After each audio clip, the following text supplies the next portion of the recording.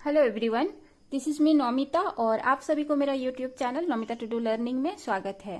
दोस्तों, अभी हम लोग देखने वाले हैं international labour organisation. International labour organisation United Nation का एक स्पेशलाइज्ड एजेंसी है।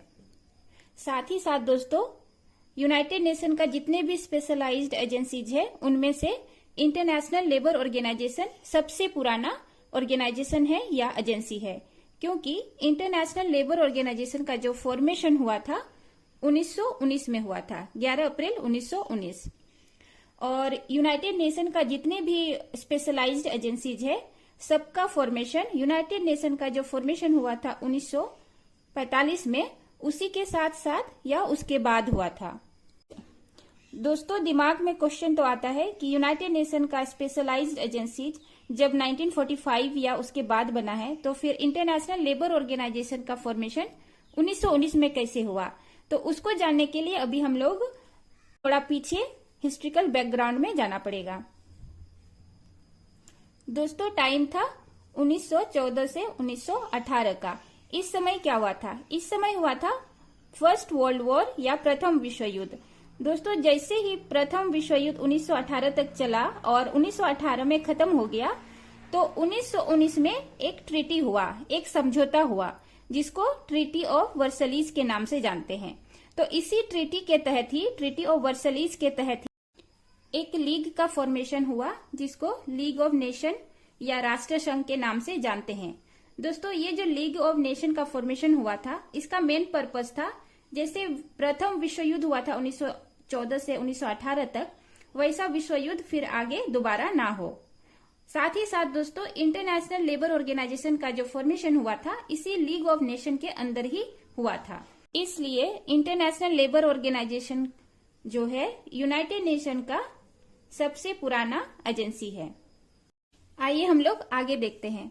दोस्तों, इंटरनेशनल लेबर ऑर्गेनाइजेशन का जो हेड क्वार्टर है वो है जेनेवा, स्विट्जरलैंड में। स्विट्जरलैंड एक यूरोपियन कंट्री है और इसका पेरेंट ऑर्गेनाइजेशन है इकोनॉमिक एंड सोशल काउंसिल। दोस्तों, यूनाइटेड नेशन के जितने स्पेशलाइज्ड एजेंसीज है उनमें से 15 जो स्पेशलाइज्ड एजेंसीज है सारे इकोनॉमिक एंड सोशल काउंसिल के अंदर में आते हैं। दोस्तों, आइए अभी हम लोग देखते हैं इंटरनेशनल लेबर ऑर्गेनाइजेशन के मेंबर। दोस्तों, इनके पास टोटल मेंबर कंट्रीज है 187। इन 187 में से 186 जो कंट्रीज है वो है यूनाइटेड नेशन का जो 193 मेंबर्स है उनमें से 186 है। और ये जो कुक आइलैंड है दोस्तों, ये कुक आइलैंड यूनाइटेड नेशन का मेंबरशिप इनके पास नहीं है, लेकिन ये जो कुक आइलैंड है इंटरनेशनल लेबर ऑर्गेनाइजेशन के मेंबर हैं। इसीलिए 186 जो यूनाइटेड नेशन के मेंबर कंट्रीज और एक कुक आइलैंड को मिला करके टोटल मेंबर होते हैं 187। तो इंटरनेशनल लेबर ऑर्गेनाइजेशन के पास टोटल मेंबर कंट्रीज है 187। दोस्तों, आइए अभी हम लोग देखते हैं इंटरनेशनल लेबर ऑर्गेनाइजेशन का काम या इनका मेन जो फोकस रहता है किस एरिया में रहता है।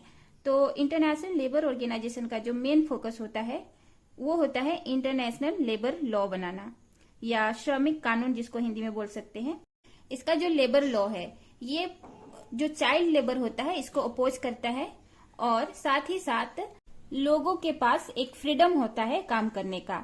ये नहीं कि आप किसी के अंदर में अगर काम करते हो तो आप वहीं पे काम करो, आप अपने हिसाब से दुनिया के किसी कोने में भी काम कर सकते हो, आप अपने कंट्री में भी काम कर सकते हो, साथ ही एक आत्मसम्मान के साथ काम। बेसिकली जब इंटरनेशनल लेबर ऑर्गेनाइजेशन को बनाया जा रहा था 1919 में, उस समय में फोर्स्ड लेबर का बहुत ज्यादा प्रचलन था, बंधुआ मजदूर का।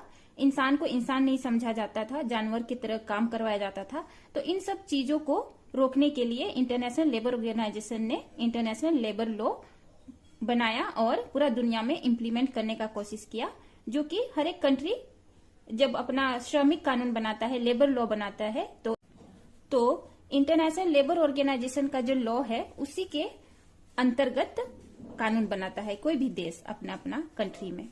दोस्तों, यहीं पे हम लोग का इंटरनेशनल लेबर ऑर्गेनाइजेशन खत्म होता है। आप लोग को कैसा लगा वीडियो प्लीज कमेंट करके बताइए। Thanks for watching. जय हिंद।